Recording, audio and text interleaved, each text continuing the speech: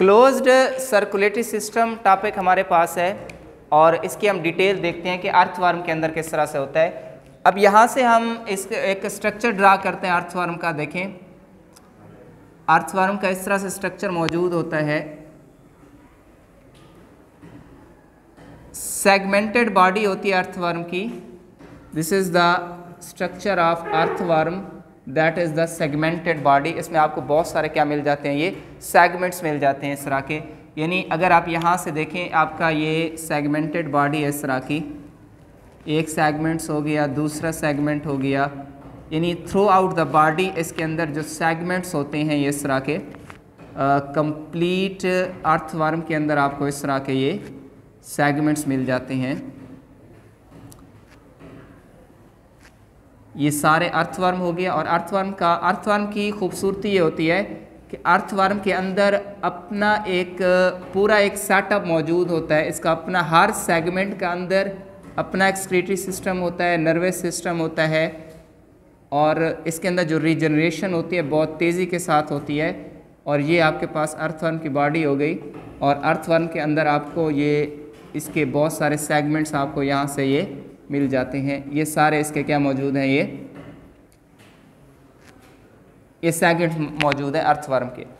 अब इनमें अगर आप नंबरिंग दे दें, या आपके पास यहाँ से आप कह दें first, second, third, 4, 5, 6, 7, 8, 9, 10, 11, 12, 13, 14, 15, 16, 17 up to so on, इसी तरह से नंबरिंग। अच्छा, यही नंबरिंग नीचे भी आपके पास यही नंबरिंग क्या होती है, ये मौजूद होती है। तो ये सेगमेंटेड बॉडी होती है अर्थवर्म की, कि अर्थवर्म की बॉडी के अंदर आपको बहुत सारे क्या मिल जाते हैं, ये सेगमेंट्स मिल जाते हैं। अब इन सेगमेंट्स के अंदर आप ये देखें कि ये आपके पास अर्थवर्म की सेगमेंटेड बॉडी हो जाती है, और इसका सेंटर के अंदर डाइजेस्टिव सिस्टम होगा, बिल्कुल सेंटर में। यानी ये अगर आप इसको सेंटर में ड्रा करो इस तरह का, ये सेंटर हो गया, और इस सेंटर के अंदर आपको इसका क्या मिल जाता है,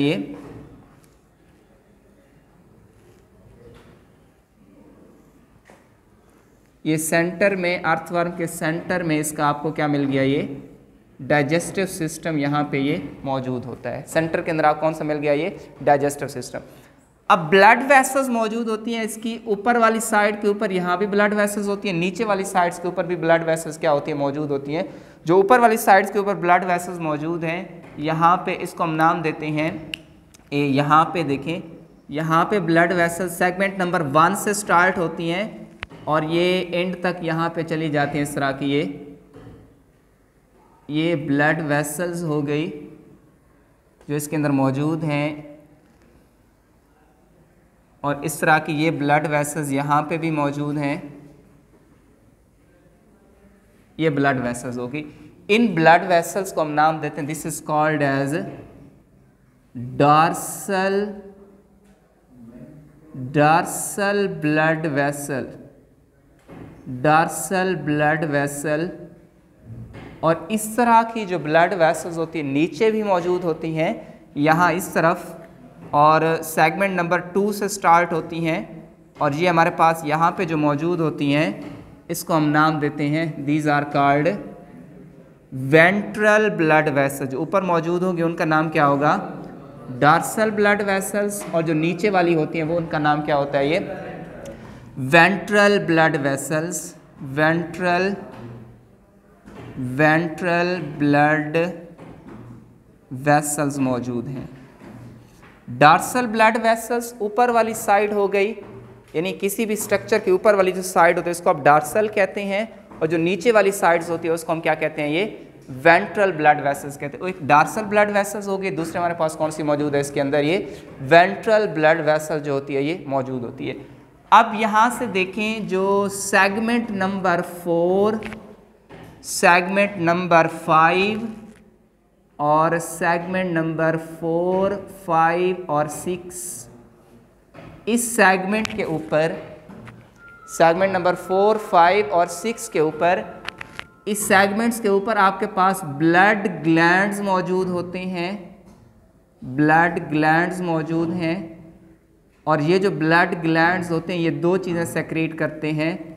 एक इनके अंदर ब्लड सेल्स मौजूद होते हैं, ब्लड सेल्स मौजूद होते हैं जो कि फैगोसाइटोसिस करते हैं। और दूसरी जो चीज़ होती है इसके अंदर, दूसरी जो इसके अंदर चीज़ मौजूद है वो इसके अंदर HB यानी हीमोग्लोबिन मौजूद होते हैं। यानी दो चीज़ें मौजूद होती हैं, एक इसके अंदर ब्लड सेल्स मौजूद होते हैं जो कि फैगोसाइटोसिस करते हैं, और जो दूसरी चीज़ होती है इसके अंदर कौन सी मौजूद है, ये हीमोग्लोबिन मौजूद है। लेकिन हीमोग्लोबिन ये जो डिज़ॉल्व होती है ये प्लाज्मा के अंदर डिज़ॉल्व होती है इस केस में। यानी सेगमेंट नंबर 4, 5 और 6 के ऊपर आपके पास क्या मौजूद है, ये ब्लड ग्लैंड्स मौजूद होते हैं, और इसमें दो चीज़ें, एक ब्लड सेल्स और दूसरा क्या मौजूद होता है, ये हीमोग्लोबिन इसके अंदर क्या होती है, मौजूद होती है। आपके पास ये सेगमेंट्स हो गए। इसी तरह से आप बात करें अगर सेगमेंट नंबर 9 से लेकर सेगमेंट नंबर 9, यानी आपका सेगमेंट नंबर 9 हो गया, सेगमेंट नंबर 9 से लेकर सेगमेंट नंबर 13 तक, यानी 9 से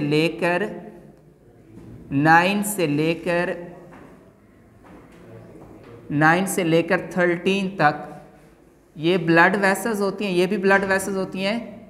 9 से लेकर 13 तक ब्लड वेसल्स होती हैं। इन ब्लड वेसल्स का एक स्पेशल नाम होता है, इसको हम कहते हैं सुप्रा एसोफेजियल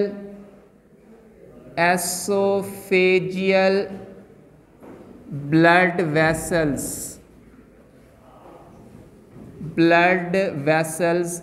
ये कहाँ पे मौजूद होती है, सेगमेंट नंबर 9 से लेकर सेगमेंट नंबर 13 तक हमारे पास जो ब्लड वेसल्स होते हैं इसको हम नाम देते हैं सुप्रा एसोफेजियल ब्लड वेसल्स। इसी तरह से आप ये देखें, इसी तरह से हमारे पास एक और ब्लड वेसल्स होती हैं, और ये जो ब्लड वेसल्स होती हैं यहाँ से ये लैटरल साइड होती है। ये अगर आप ऐसे बात करें, ये ऊपर वाली हमारे पास डॉर्सल, नीचे वाली ये जो साइड होगी ये लेटरल साइड होगी।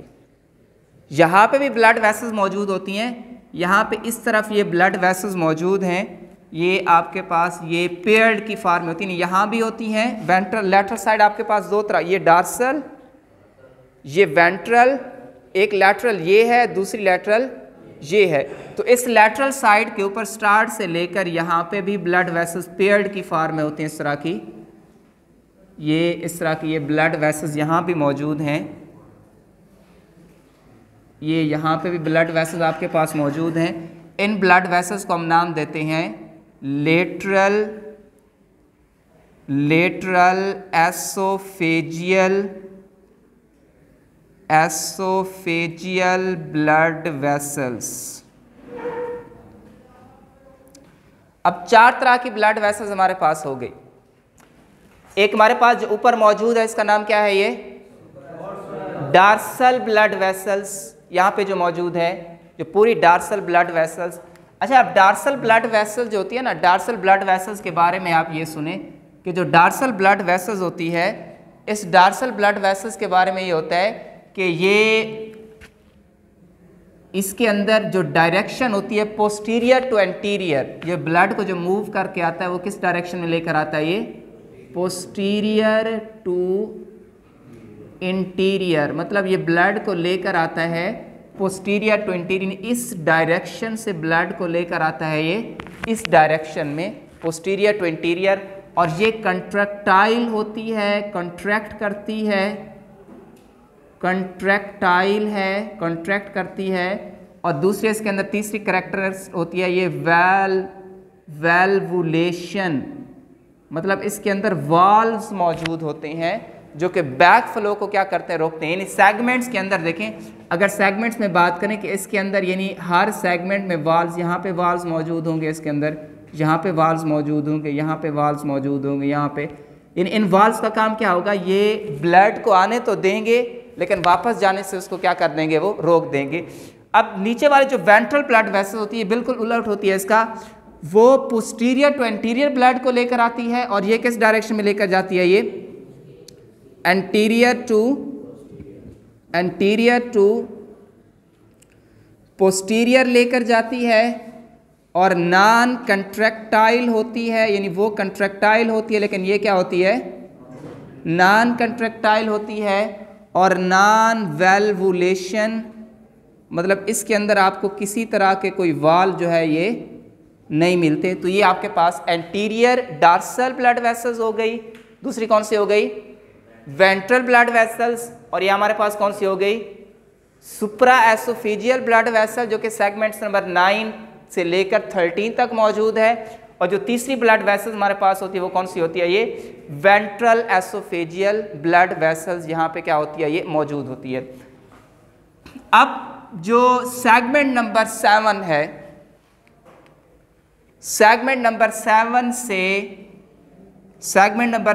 से एक इस हार्ट, तो हम इसको नहीं कहते लेकिन हार्ट की तरह एक स्ट्रक्चर होता है जो यहाँ से निकलता है और सेगमेंट नंबर 7 से निकलता है, जो कि ब्लड को लेकर, ये ब्लड को लेकर आता है। यानी कहाँ से ब्लड को लेकर आएगा, इस तरह का ये देखें, ये डार्सल,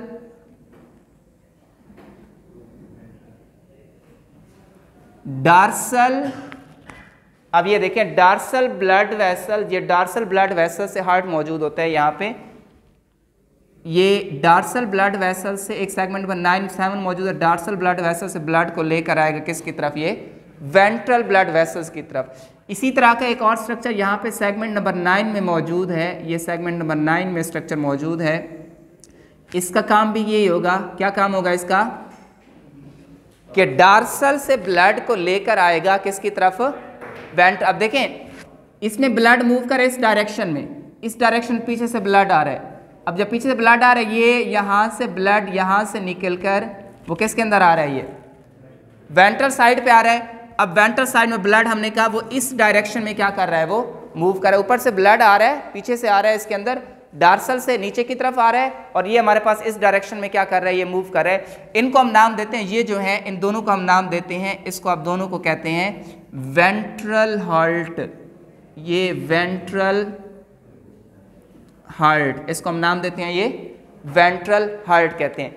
इसी तरह से आपके पास जो सेगमेंट नंबर 12 और सेगमेंट नंबर 13, सेगमेंट नंबर 12 हो गया और सेगमेंट नंबर 13, यहाँ से भी निकलती हैं ब्लड वेसल्स। देखें यहाँ से भी आपके पास ब्लड वेसल्स निकलेंगी। ये सेगमेंट नंबर 12 और ये, अब ये जो ब्लड वेसल्स होती हैं ये दो हिस्सों में डिवाइड हो जाती हैं। एक ब्लड वेसल जो है ये ब्लड को लेगी कहाँ से, ये कौन सी नाली है रेड कलर की, डार्सल ब्लड वेसल्स। डार्सल से ब्लड को लेगी, कहाँ तक लेके आएगी, सुप्रा एसोफेगियल ब्लड वेसल्स तक, और यही नाली आगे ब्लड को लेकर आएगी किसकी तरफ, ये वेंट्रल ब्लड वेसल की तरफ। एक ये हो गया। इसी तरह से सेगमेंट नंबर 13 के अंदर ब्लड वेसल मौजूद होगी, जो कि ब्लड को यहाँ से लेकर किसकी तरफ पहुँचाएगी, डार्सल से किसकी तरफ लेकर आएगी, सुप्रा एसोफेगियल की तरफ लेके आएगी, और सुप्रा एसोफेगियल से ब्लड को लेकर फिर किसकी तरफ आती है, ये फिर वेंट्रल ब्लड वेसल्स, यहाँ से ये ब्लड को इस तरफ, यानी सुप्रा से, यानी सुप्रा एसोफेगियल डार्सल से सुप्रा की तरफ लेकर आएगी, और सुप्रा से फिर किसकी तरफ आ जाएगा ब्लड, ये वेंट्रल की तरफ। इसी तरह से डार्सल से सुप्रा, और सुप्रा से फिर किसकी तरफ आ जाएगा, ये वेंट्रल ब्लड वेसल्स की तरफ ब्लड हमारे पास क्या आ जाएगा, वो मूव कर जाएगा। इसी तरह से एक और ब्लड वेसल्स होती हैं, एक और ब्लड वेसल मौजूद होती हैं जो डायरेक्ट यहाँ से ब्लड को लेकर, ये जो नाली है सुप्रा एसोफेजियल से ब्लड को लेकर ये लेकर आती हैं यहाँ तक। ये यहाँ से ब्लड को लेकर यहाँ तक लेके आएंगी, यानी सुप्रा एसोफेजियल से ब्लड को लेकर कहाँ तक लेके आएंगी, ये लैटरल एसोफेजियल ब्लड वेसल्स तक। यानी अब ये टोटल तकरीबन जो होते हैं 4 और 5 पेयर्स हो जाते हैं। कितने हो जाते हैं, ये 4 और 5 पेयर्स होते हैं। इस तरह से ब्लड होता है, ये डार्सल से वेंट्रल की तरफ मूव करता है। और लास्ट में अगर आप देखें, लास्ट में आपके पास एक चीज़ होती है, यहाँ पे इस डायरेक्शन में कुछ वेसल्स मौजूद होती हैं, इनको हम कहते हैं कमिश्रल ब्लड वेसल्स। इनका नाम होता है कॉमिशरल ब्लड वेसल्स। और इन ब्लड वेसल्स का काम क्या होता है? इन कमिश्रल ब्लड वेसल्स का काम ये होता है कि डार्सल से ब्लड लेकर के इसकी तरफ आती हैं, ये वेंट्रल की तरफ आती हैं। तो ये हमारे पास सर्कुलेटरी सिस्टम होता है अर्थवर्म का। समरी है इसकी, सुन लें कि अर्थवर्म के अंदर क्लोज सर्कुलेटरी सिस्टम होता है। ऊपर एक ब्लड वेसल्स हो जिसको हम कहते हैं डार्सल ब्लड वेसल्स। नीचे वाली जो ब्लड वेसल्स होती है इसको हम क्या नाम देते हैं? ये वेंट्रल ब्लड वेसल्स कहते हैं। इसके अलावा इसके अंदर सुप्रा एसोफेजियल ब्लड वेसल्स होती हैं सेगमेंट्स नंबर 9 और 13 के दरमियान। और इसी तरह से इसके अंदर क्या मौजूद होते हैं? ये लैटरल एसोफेजियल ब्लड वेसल्स क्या होते हैं? मौजूद होते हैं। अब इनके दरमियान में ब्लड वेसल्स या हार्ट होते हैं, और ये ब्लड वेसल्स या हार्ट जो होती हैं वो यहाँ से ब्लड को लेकर दूसरी डायरेक्शन में क्या करते हैं? वो मूव करते हैं। डार्सल के अंदर जो ब्लड होता है, डार्सल के अंदर यहाँ जो ब्लड होता है वो पोस्टीरियर टू इंटीरियर तरफ मूव करता है, और जो वेंट्रल में ब्लड होता है वो वेंट्रल में जो ब्लड होता है वो एंटीरियर से पोस्टीरियर की तरफ क्या करता है? वो मूव करता है। ये हार्ट ये